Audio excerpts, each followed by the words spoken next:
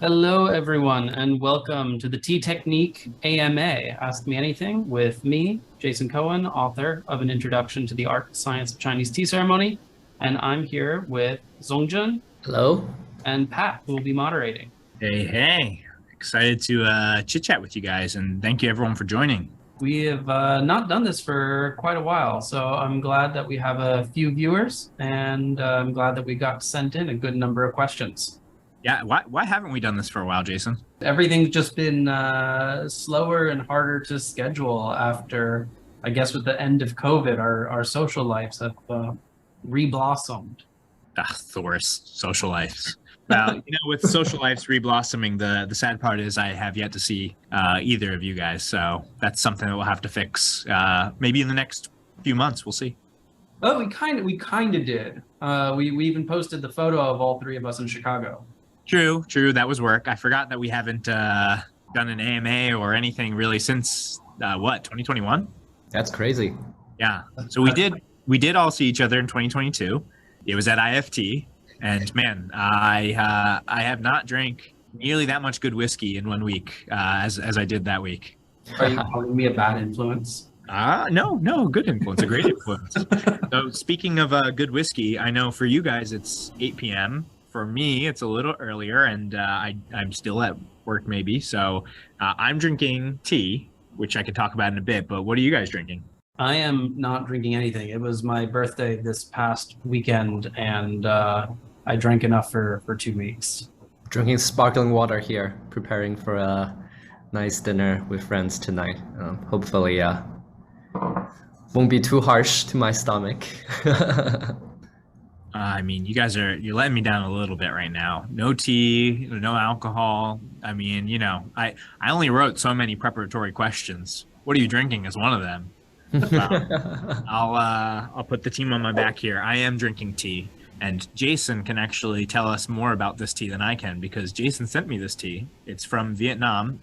It's a nice, really fruity green tea that I get just a ton of like mango from. Like fruity pebbles. It's really, really fun. Jason, what is this tea? It is a Hajiang green tea grown out of a hybridized Daya cultivar, so it has elongated tips. It's a little bit unclear exactly what it was hybridized with. It's probably a local Saicha, a landrace cultivar from Vietnam, which naturally has tea. It is in an area that predominantly creates fraudulent pu'er for sale to over the border into China. It's just cheaper. I mean, it's not fraudulent. It actually is pu'er, but it's not from a famous region. And in fact, the part of China where Hajiang borders is, I think, a Dai people minority area. It's not known for tea. It's to the southeast of Samao. So anyway, the pu'er itself was not all that interesting, but the green tea was quite nice. Really reminds me of a very strong aroma mouthfeel. They told us, and I mostly believe them. I take it I give it a high probability of being true that it's an early first flush harvest that only has that level of intensity and aroma for a very short period of time. That sound that rings true to me. It matches other things and other harvesting practices, but the aroma is incredibly intense. I really like the tea. Actually, I normally try to drink green teas as the first tea of the day, but that one particularly, I don't know if it does this to you, Pat, but if I try to drink it on an empty stomach, it gives me a bit of stomach ache. It's pretty green. It's a little strong, and so I always have breakfast before I have it. I don't think I've gone through a bag of tea as fast as I'm going through this in a long time. I'm almost done with the bag. I don't remember what the weight was, Jason. Maybe it was like 100, 200 grams or something like that. It's a decent sized bag. But I sit and drink this at work like almost every day, and my coworkers love it. I've got a couple of Vietnamese coworkers, and like this tea I share tea with everyone all the time, but mostly it's by request, and this one gets requested a lot. Hey, Pat, can I have that green tea? So this is almost gone. So Jason, you got to make another trip to Vietnam. Oh, that's really cool. Pat, I'm seeing you doing Lao and Cha with that tea. So I've not personally went to Vietnam. Jason, do you see a difference of tea preparation or tea brewing technique culture in Vietnam that's different from China? I mean, Vietnam doesn't really have that much of a tea culture, and the tea culture that exists is toss it in a teapot or toss it in a cup and drink. Um, there's of course there's the Chinese minority community, the Chinese overseas community, both a historical and a contemporary Chinese community in Vietnam that drinks in the Chinese style, and that has a good amount of influence for anyone who's tea interested. But it's not an established either tea culture like Britain or ritualized tea ceremony like China or Japan. It's pretty basic brewing and drinking. Interesting. Well, that's exactly why I think this tea kind of sings in this Lao Ren Cha style, because it's kind of how I figured everyone drank it. But yeah, I just take a small pinch of these leaves every morning, and after eating, have a little bit, and it's great. But yeah, sad to hear you guys are just drinking sparkling water and nothing. So let me know, later today what you guys, or tonight, what you guys end up drinking. And for anyone, here joining us, feel free to put in the chat what you're drinking, as well as any questions that you guys may have. But we are going to kick into the questions that have been submitted. Jason, I know you had a few that were directly to the email, and then I've got the Instagram questions.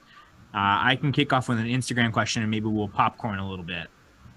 And I'm seeing in the chat, people are also drinking sparkling water. Tea, people, drink more tea. All right. So I know it's a little late for you, I guess. 8:30. What is caffeine? What is caffeine? What is caffeine even? All right. I'll kick into an Instagram question, and then I'll pass it back to you, Jason, after we answer. Let's start with an easy one, because I think this one's been answered in book 2, in the very, very early stages of book 2. Seasoning or no seasoning? I think this refers to Yixing teapots, but Jason, I know you've already answered it, so let's have you start. Yeah, I'm a strong no seasoning. I mean, obviously, if your teapot's fresh from the kiln, rinse it. And if you're purchasing used teapots, clean it. But I do not believe in seasoning or developing a patina. If everything about the Yixing teapot is reliant on something to do with its surface, whether that's porosity or surface texture or other theories that we'll get into later in the book, coating it with organic tea remnants that oxidize and maybe rot on the surface of the ware is not conducive to achieving that effect of the interaction between the brewing tea liquid and the pot. So I don't believe in boiling it. I don't believe in boiling it with tea. Clean the teapot. There are things that you can use if it really needs a deep clean, right? If you're getting either shipwreck ware, which requires some special care, or if you're getting teapot that was abused, that someone left tea in and stuff, and it needs to go through a real deep clean, or maybe it has a really disgusting patina from use, right? You might need to use an oxidative cleaner, but no, I do not believe in seasoning tea. And I'm curious if anyone has a dissenting opinion on that, either Zongchen or Pat. Yeah, seasoned teapots are pretty, I would say, pretty popular among the older tea drinking generation in Canton region. People call it Chashan, tea mountain, in the teapot, the patinas. Some of them really doesn't look very pleasing, and some of the well-seasoned ones, they're so well-seasoned to a point that if you just pour hot water into the teapot, it will still come out with some level of colors. But no, I'm personally do not believe this will have any good effect to the tea that you're going to drink in the teapot. It's probably not very sanitizing, and even if the theory is correct, like you are really limiting your teapot usage to a very specific type of tea, because if you brew other tea in a teapot that's seasoned by pu'er or yancha, it's definitely going to have an effect on the original flavor of the tea. Well, my opinion is not dissenting, because I certainly agree no seasoning, but just thinking that if the goal of our practice, right, is to best understand how our different technique can result in the best cup of tea possible, if by having a teapot that has so much residue in it that it comes out with color when you just put water in it. You're no longer going to really be able to truly and distinctly evaluate how your technique, right, has impacted the flavor of the end product, the end cup of tea. So I really think you're just shooting yourself in the foot as far as like personal skill development if you end up having that kind of degree of seasoning within your teapot. But no, I like being able to use my teapot as a tool. Most of them are used for after I've done lots of practice and decided on which teas are highlighted best by the pot. They usually are used for like one specific genre of tea. But I mean, I do a really good rinse in between every time I use my teapot. And if I wanted to use it for something different the next day, like a black tea after using it for pu'er, it would be totally fine. And certainly there'd be no color after I put just hot water in. So that's just gross thinking about. So team no seasoning. Actually, that leads me to two questions. Zongjun, do you know of any advanced practitioners that do season their teapots in southern China? Not really seasoning, but more like what they would call a kaihu, like a teapot opening kind of practice, which they would tend to soak the teapot in like tea water for like maybe extended period of time, like 24 hours or 48 hours, and then give it a well rinse, and then use it for maybe a certain genre of tea. But that's so far that I have been seeing, higher practitioner are doing with their teapot, but definitely not, trying to build chashan that might eventually clog the spout, which will be bad. When your patina can crawl, there's an issue. And then Pat, you said that you have teapots already that you've paired to specific teas. Are most of your teapots fully paired, or are you still experimenting? I would say I only have, I think, a single teapot. No, I have two teapots out of too many teapots. I have two teapots that are pretty exclusively paired. I have my little tiny teapot that I use for Zhuzhou Gongfu for full crush. But even that one, I vary between Wuyi tea and high roast mainland and Taiwanese oolongs. And then I have a antique Duani Julongju that I use basically exclusively for green tea. Yeah, I don't have a single pot that's paired to a single type of tea, as in like a single, this is just my Rogui teapot, or this is just my Laocong Suishan teapot. But I do have teapots that are pretty exclusively for high roasted oolong.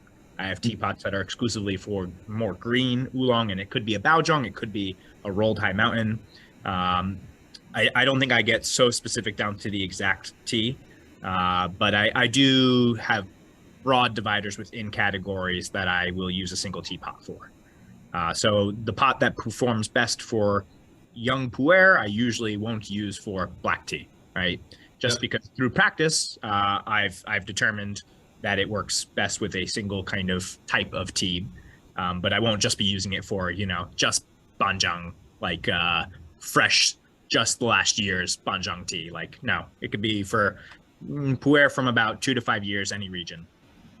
Yeah, I don't really know if I'm. I went through a phase before starting to write this book that my teapots were more specific than they are now. As part of writing this book, I've been cycling every teapot that I have through every class of tea, usually a couple of different examples, and that's been, for the most, the ones that I was most confident about have been confirmatory, but there's others that have been challenging to the things that I've previously did, and then sometimes I'll read things online where someone writes something like, oh, you pair Luni with Hongcha, like you're what?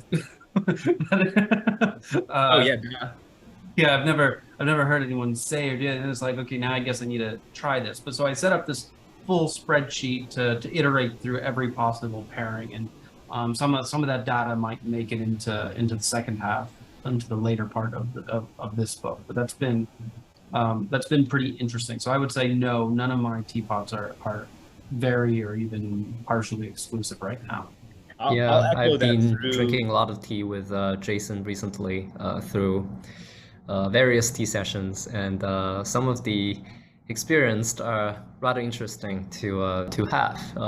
Especially when we are trying to write and research variations, performance of different types of tea, and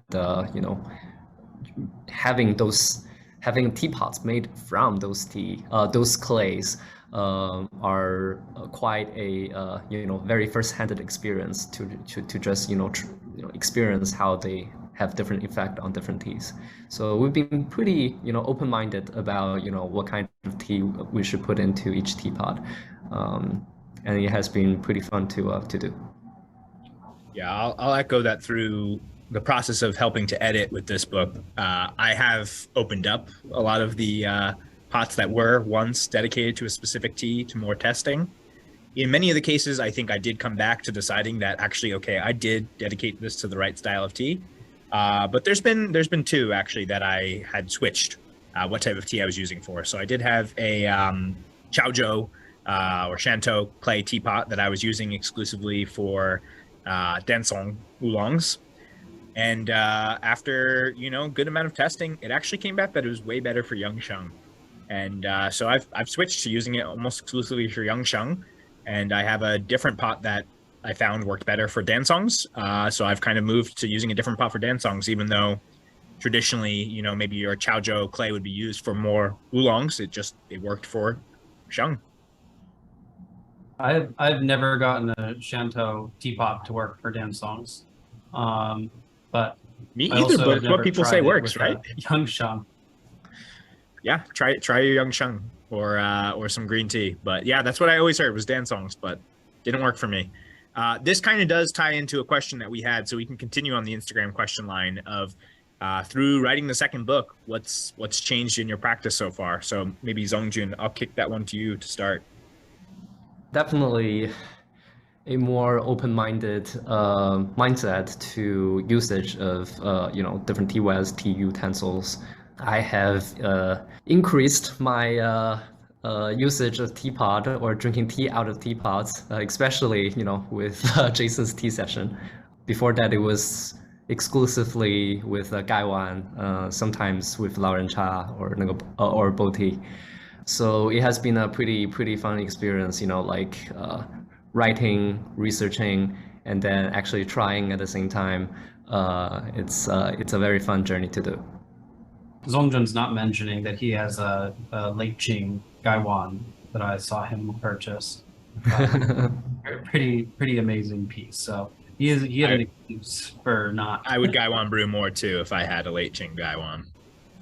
So Jason, how about you? What, particularly because you're writing the book, how has your practice changed in the course of starting to write and as we're getting through it? I thought that this would be a shorter book. Here we are. Particularly, I think at this point we thought we'd be further in the book than we are, but we're moving at a really good clip. The pace of writing is pretty good, actually. Right now we're in a good cadence. Things are getting published every other week, but we're over 500 pages in and less of a third published. So that was not my expectation. This book might wind up being quite a bit longer than I ever imagined. But part of that is that there's so much more to explore than I ever imagined. Right? I didn't imagine that I would be commissioning teapots. I didn't imagine that I would have to be doing full multi-taste test trials with every combination of tea. That no one agrees on any ground rules for any type of tea and clay pairing or tea and shape pairing. You can find counter examples to everything that anyone has ever written, all the work that's ever been done. So on my daily drinking, on my writing, I'm still I still predominantly drink two to four teas a day, usually 3 teas a day, out of my shipwreck cup that sits forever next to my right hand. But I will say that doing Yixing tea sessions during the day is something that I didn't really previously do. Moving from tasting lots of new teas to repeatedly tasting the same teas out of different teapots is something that's very new. Thinking about taking the same teapot and redoing teas at different dosage to understand if effects are more visible, more apparent at high levels or low levels of dosage. I mean, the level of experimentation is far beyond what I had envisioned when I started writing, and it's helped quite a bit. I would say my teapot usage is at an all-time high, and then it doesn't hurt that I've been purchasing a lot of teapots some that I've been very happy with, and some that I was originally unhappy with and then later came back to and was very happy with. Right, there's teapots that I purchased thinking, okay, given what I know, this is going to be a teapot for older shung, and then you try older shung, you're like, this is awful. Maybe this teapot was a dud, maybe this teapot's no good, and then you start cycling through things. You're like, well, this is now a roasted oolong teapot. No, so that's what's changed. Everything has changed. Everything except my daily drinking. So many times I've bought a teapot thinking that it was going to be for one specific kind of tea, and so many of them become shopware pots. So many. That's a downgrade. Saying like I bought this teapot and it was supposed to be great and it's a shopware pot is not the same thing as saying I bought this teapot and for shung and it turns out that it's for dancong, right? That is not at all. You're at different. Many times that's happened to me though, so I could say the learning curve maybe has been steeper for me than for you. I'm so sorry, Pat. The tuition has been paid.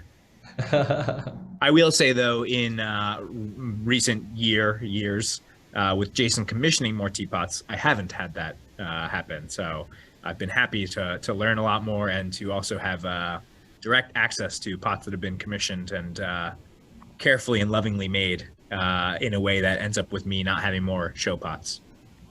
Those teapots, I've been happily surprised that the teapots I've commissioned have been competitive with other teapots that we own, because my expectation was to pay a pretty high tuition fee on doing commissions.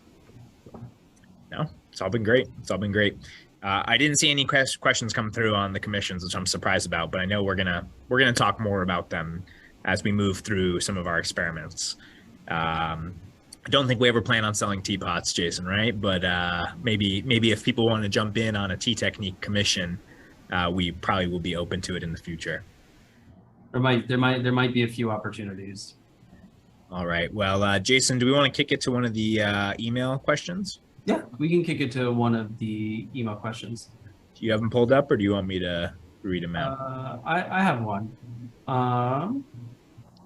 What is your craziest tea travel adventure story? I don't want to go after Jason, so maybe Zongjun will let you go and then I'll go. Sure. My crazy tea travel experience. Well, I mean, I've been to several tea travels now. Like venture into the tea plantations in Taiwan, or staying with the monks in the temples in Korea, and then picking teas and making teas with the monks at 5 a.m. with all the grannies. So occasionally, say hi to the tarantulas in the bushes. Those all have been really fun, but one of my craziest adventure, I would say, was on my way back from Liyang, which is a famous hot spring city in Zhejiang.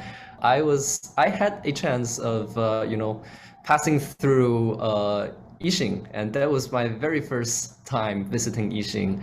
That was years ago. I had no expectation of what I'm going to see, but the Yixing Museum in the county was rather fascinating to visit, and I would definitely call it a crazy adventure. despite some of the great collection of like different types of Yixing clay, different types of historical great pieces made by famous artists like Wu Jingzhou, we also have a few sections dedicated to like foreign or like other region domestic artists trying to use Yixing clay to make ceramic artworks. I have taken some photos. We can probably share it in some of our bonus chapter later. But Jason and I both found it pretty interesting to see, and I think that was one of our inspiration to start writing this book. Nice. And we had a follow-up question in the chat. What was the tea culture in Yixing like? Tea culture, I would say it's actually pretty similar to Jingdezhen. So we do have a lot of ceramic artist studios scattered like constellations in the city. And the people there mainly drink yan cha. Like sometimes you can occasionally see people drinking pu'er or other teas from other regions. And yeah, that's pretty much about it. It's a very, very small town nowadays, and a lot of the old historical mining sites have been either closed or turned into civil infrastructures like the beloved Huanglongshan Leisure Plaza, which once used to be a open pit mining site. And yeah, we might go back to Yixing one day and try to dig up more stories and maybe commission more teapots. Maybe next month. Maybe I've already booked a hotel. Oh, maybe. Actually, I did book a hotel, but we'll see when my visa comes in. Oh, nice. I'll share my story so that it's not completely overshadowed by Jason. I think Jason might be able to tell you better tea stories that have happened to me than I can. I'm not going to go into explicit detail about this story. I don't think it's appropriate. I'll just give the teaser, and then maybe if our listeners at any point get me into a bar and get a drink in me, then we can do the full discussion. But the teaser is lots of Korean fried chicken and good pickled food, an upset stomach, being awake at 5 a.m. And praising God that Jason carries toilet paper in his bag even when we go into the tea fields. So I'll give no further details. Well, the not only do I carry toilet paper, I also know how to give great directions through a forest. Let's just say we know that those were organic tea farms with natural fertilizer. I'm sure the farmers will be happy to have you guys visiting. Well, that's why they fed us so much fried chicken and beer. That was. I mean, they knew what the outcome was going to be. They knew what the outcome was going to be. I just don't know, like all those grannies, like they didn't go anywhere. I didn't see them, ever excuse themselves. We were out in the field for a long time. Not once. But, I don't know about craziest story. I don't know if but there are two that I think one that I wrote a blog post about, which was attempting to get to a remote tea plantation in outside of Yogyakarta and Javanese Sultanate in southern western Java. And very, very successfully getting there. Oh yeah, I rode that motorcycle right into the jungle. But that one's available on the Cult of Quality blog. The other one that I mentioned a little bit on the Tea Technique site is attempting to study tea in Nepal, where crossing from China into Nepal and then Nepal into India. I plan to go to Nargile but take a train to Elam, and the train was built out of iron, and it was like 100 degrees out, and so no one could sit inside the train. You'd be baked alive. So everyone was sitting on top of the train, except the train was old steel train. It was rusting, and the entire roof was flexing. The trains weren't made to sit on top. They were normal trains, and so you're sitting on this rusting, flexing, corroded roof with 100 other people all sitting on the top of the train, with nothing to hang on to. And the tree branches are sometimes below head height, so everyone has to duck down. And if that wasn't dangerous enough, the train just randomly stops at some point, and the conductor just says, "We're stopped. Well, blow the whistle. We're gonna start again." And I'm looking around, and some guy says, "This is in Nepalese. This is my village. Come look at some things." And I was like, this is probably a bad idea, but okay, whatever." And so I go, and he actually leads me to ruins that were half-buried ruins in what looked like a bog pit. You just see the tops of spires of what used to be stupas or palace or castle or something. And Nepal has quite a bit of this, but this has clearly never been excavated. So we took a look. I wasn't going to dig through the bog. So grabbed a few photos, walked back to the train, and there's all these waiting for me. They found out that there was a foreigner in their midst, and so they asked me very politely at gunpoint to please come with them to talk to their commander. And as I'm walking there, I realized that I don't actually know if these are government soldiers or Maoist soldiers, where they're leading me to an armed, fortified compound, bunkers and machine guns sitting out there. Like now I might be abducted by the Maoist insurgents. And so I got very lucky. It turned out that they were government forces, but they thought that I was an arms dealer there to sell guns to the Maoist insurgents. And so they said, "What are my plans?" And I'm like, "Oh, I've researched tea. I'm doing work in tea." And they're like, "The tea fields are closed. It's where the Maoist insurgents have set up their headquarters." I'm like, "Then I'm going to India, taking this train directly to the border." And they eventually they let me go and realized that I was young and dumb. And definitely not carrying any guns or ammo. But You did show them your little red book. yeah. So that was it felt very dangerous at the time, being abducted by soldiers. But the commander turned out to be very nice. Before it was very clear that they were government, he says, "Would you like some tea?" I said, "Sure, thank you." We're sitting up on top of the armed compound, sandbags and guns everywhere. And he says, "I don't like milk, so my men serve the tea black. I hope that's all right." I'm like, what are you? Like, yes, totally fine. Not a problem. Just here studying tea. Like, what are we going to demand? Milk. Give me sugar. Yeah. So that's the story I'll tell this time. If I get asked this question again, I'll tell a different story. Yeah. Speaking of Xiao Hongshu, I didn't know that you had a social media presence, Jason. Thank you, Zongjun, for the laugh on that one. Really appreciate it. All right. Well, I think we'll probably jump to the next question, and just for those, in the chat, keep adding some questions in here. This is a really good one, and I'm personally interested in what both of your takes are on this. So, this is a question from a reader here. I've been into tea for about 2 decades and have seen pu'er prices skyrocket, particularly by about 2014, and have noticed in the last few years Liu Bao prices jumping as well. What's the next type of tea that you think will get hit by some kind of hype or scarcity or price inflation that would be worth stocking up on now? Jason, maybe I'll pass it off to you, and then Zongjun will take your take on it as well. All of it. You have farmers who are aging out. You have climate change and weird weather patterns. The rains are coming at the wrong time. The rains aren't coming at all in some areas. Overall demand is increasing. I would say all of it. You have expendable income and you want a massive amount of tea, just stock up now, because prices will only ever go up.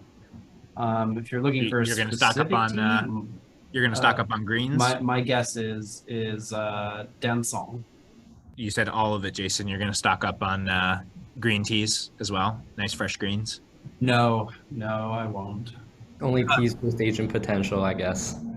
Yeah, I mean, I think that's why we've seen pu'er and Liu Bao be hit so hard, right? So what do you think is kind of the next tea that people are going to realize has aging potential and they just start scooping it up? Dansong doesn't have great aging potential, but it's going to last a few years. Yeah, I would see other teas that has good aging potential, but really underappreciated would be, for example, like white tea. We've been increasingly seeing merchants start to compress white tea into cake forms. And some of the older white teas actually are pretty good. But we have not been seeing too much hype right now at this point to white tea.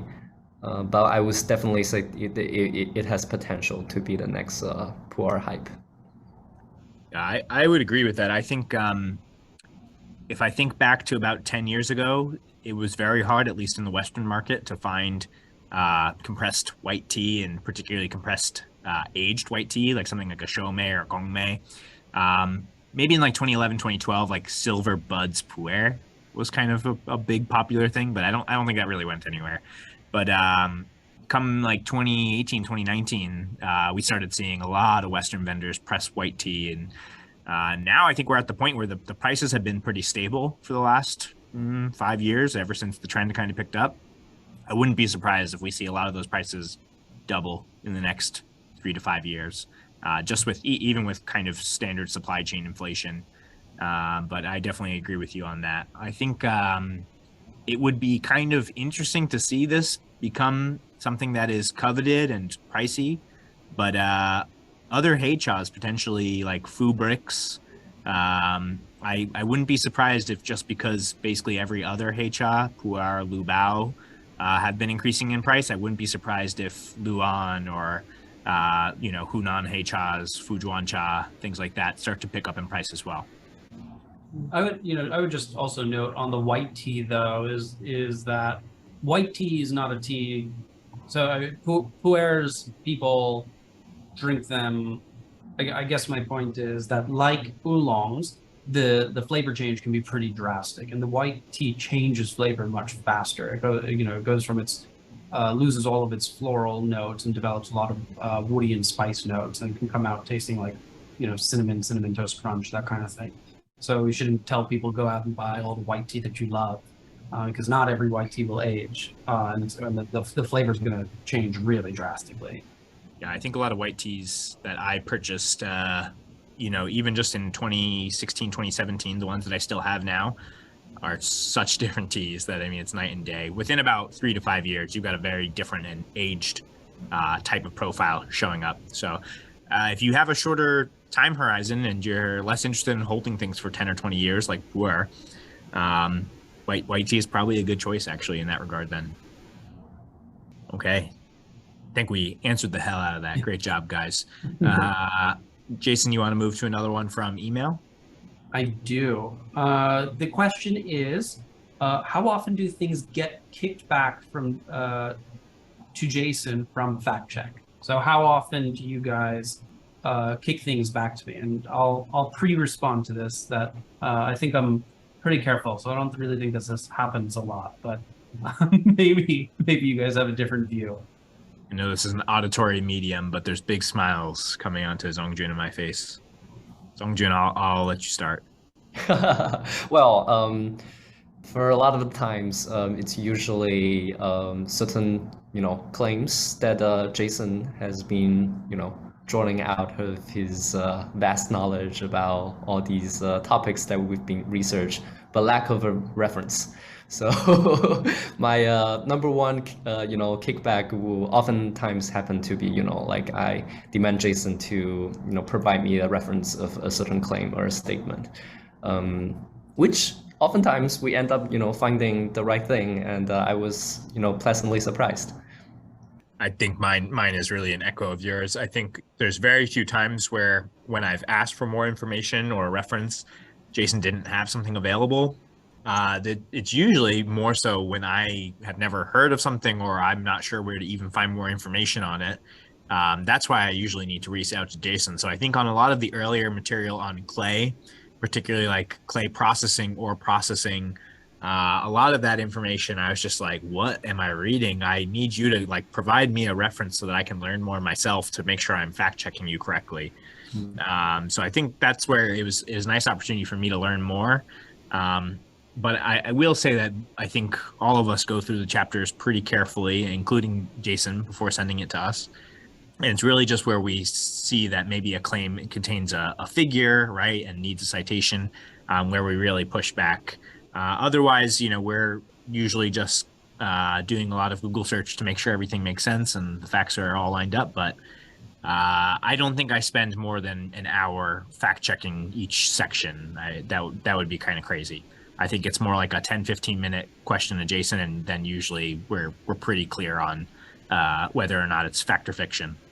Yeah, we do end up having a little bit more back and forth on editing of chapters like clay types and processing methods and so on and so forth, because frequently both Jason and I will end up sourcing or referencing materials that with contradicting claims, and that was sometimes the most interesting part of the research, is that we start to go through our own reference and we start to try to find out if there is a flaw in the original text that we have read, and oftentimes we end up finding new stuff. We oftentimes finding us to be in some of the very cutting edge areas that lack of certain research, which is very, very interesting to see.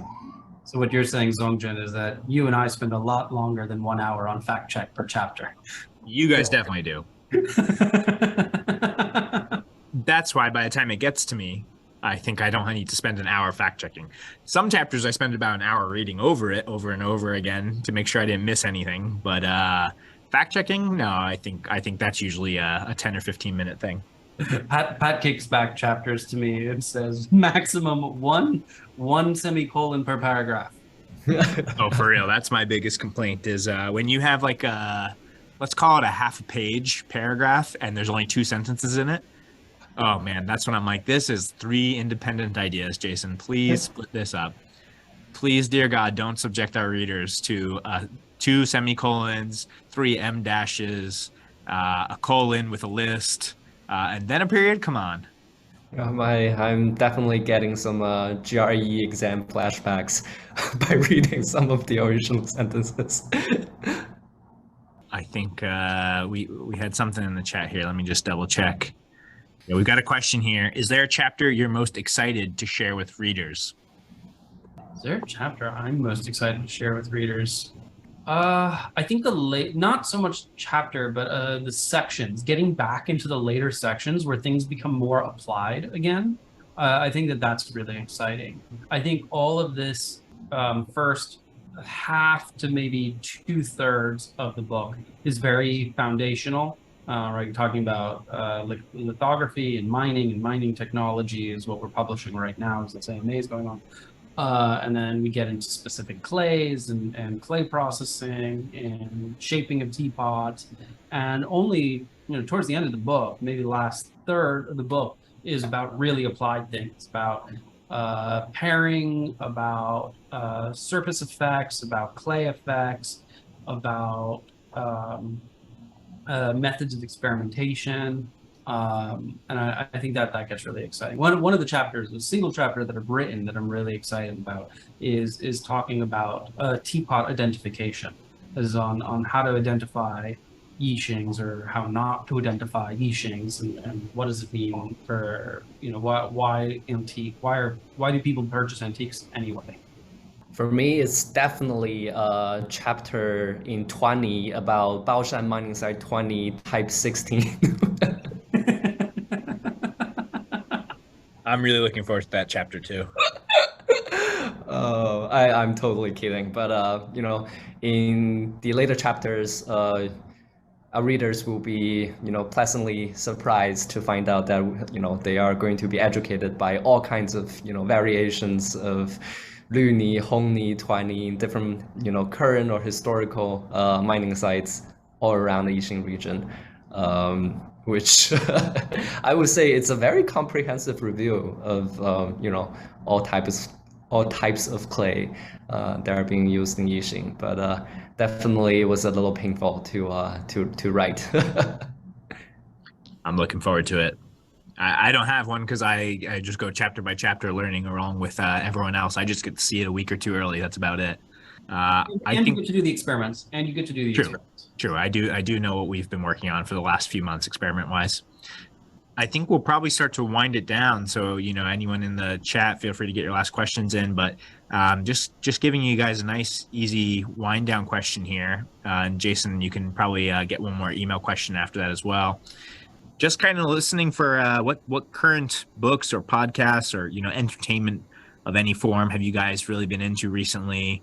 Has any of it been kind of tied into your tea practice in any way? What's just been exciting for you to spend your time on, maybe when you're not doing tea book writing or tea practice? Zongjun, I'll start with you on that one. Sure. Recently, I have refound my enjoyment of archery. Living in suburb area in Maryland, that's something you definitely inevitably will get back to. And drinking shopur in a winter, sunny day, shooting arrows to targets, cannot be more enjoyable.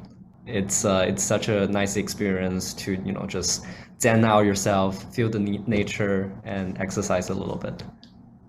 Nice, that's awesome. I have definitely been doing a little bit more exercise, which has been nice. So my running hasn't picked up too much, but I've been got into kettlebell exercising, which has been fun.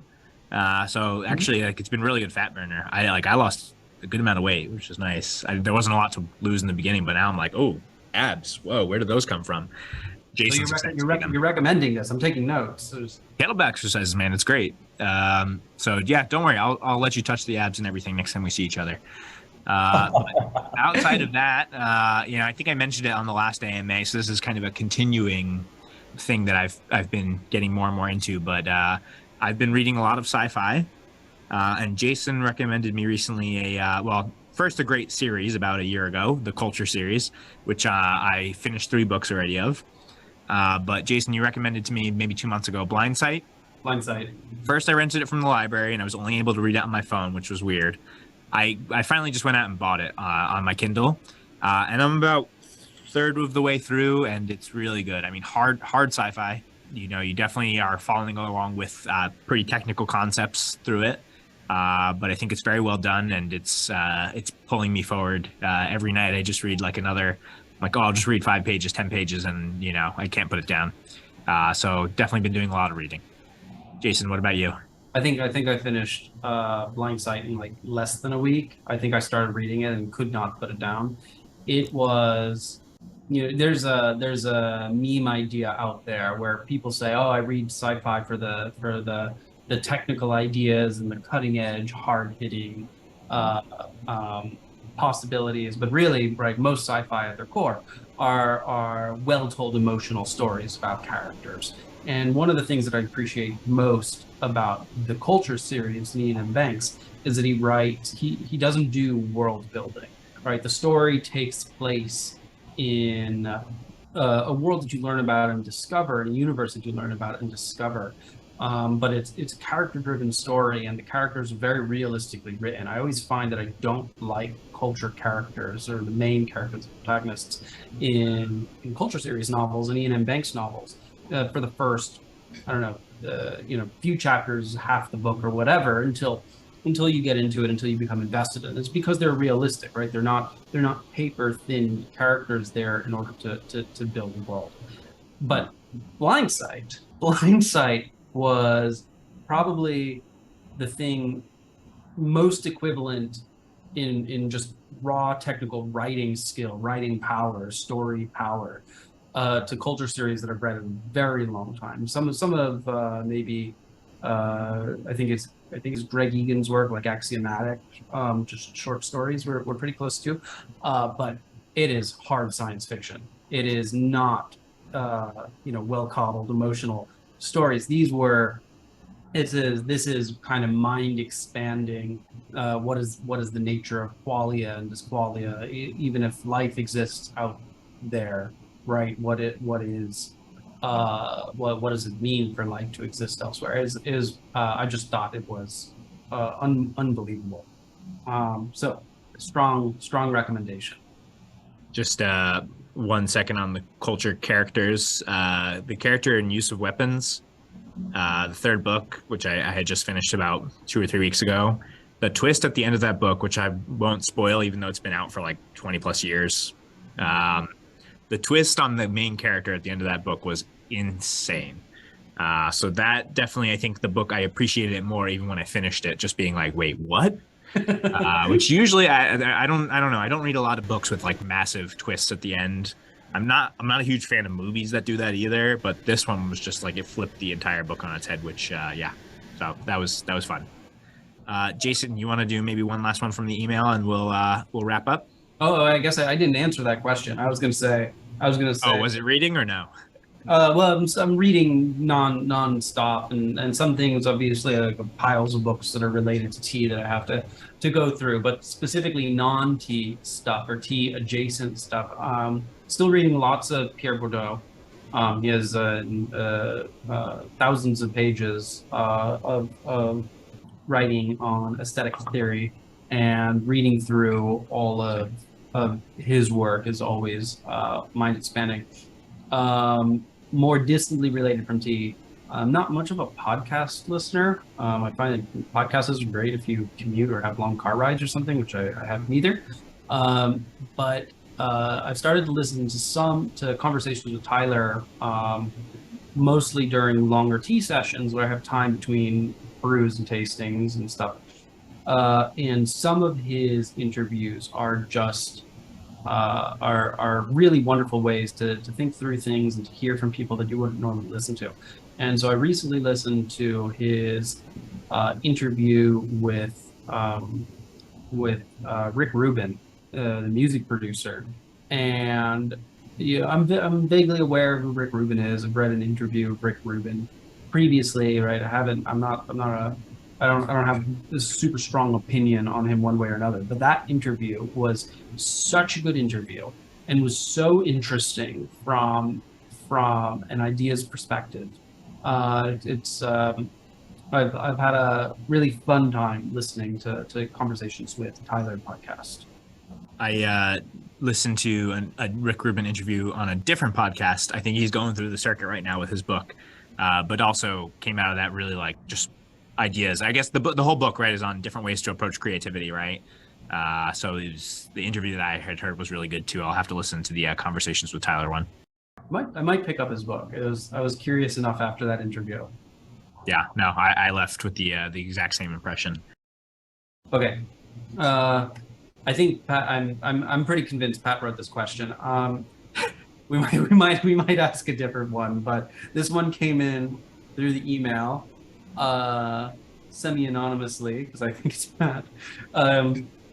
Have you ever had the experience where someone says, "You like tea? I love tea," and then they walk into your 3 tatami mat Taiwanese style tea room and see your collection of Qing Dynasty shipwreck teapots, and they get nervous and can't tell you if they want to start with Wu Yi or Yi Wu? Because that happens to me all the time. You sure that question didn't come from jasoncohenisthebest@gmail.com?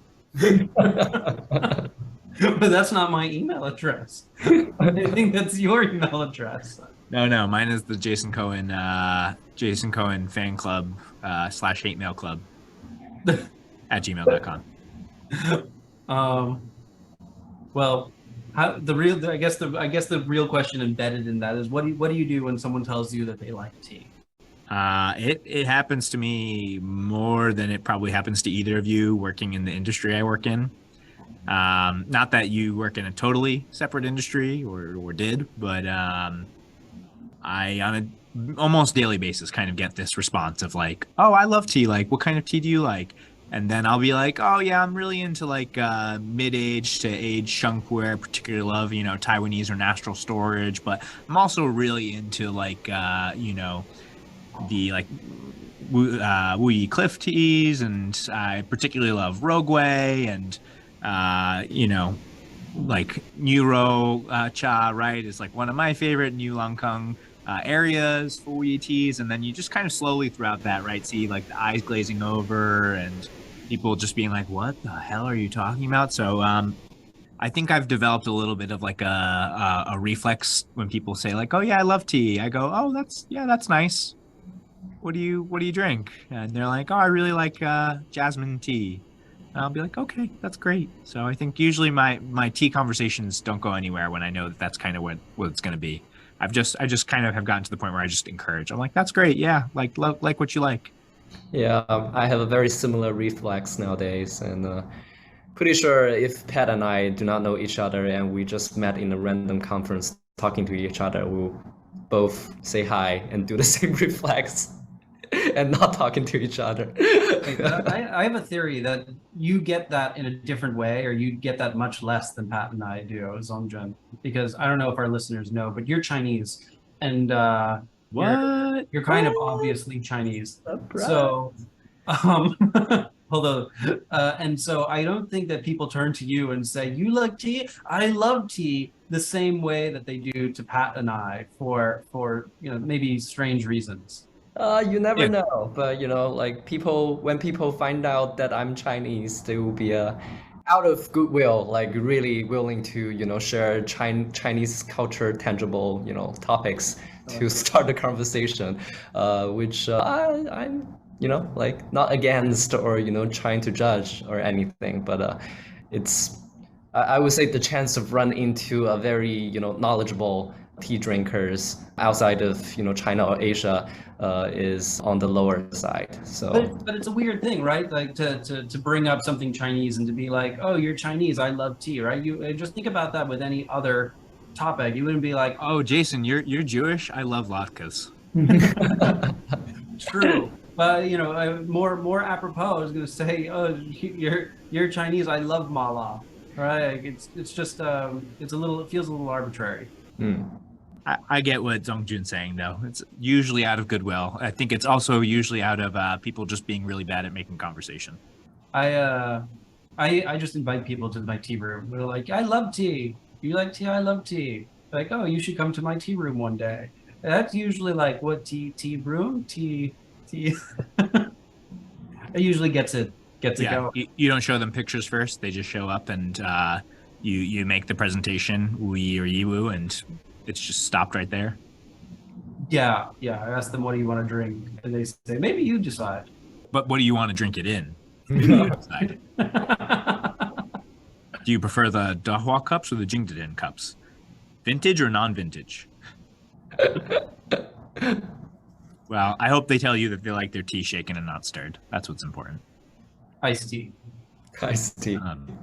Yum. That's a lot of what I get. Oh, I loved iced matcha.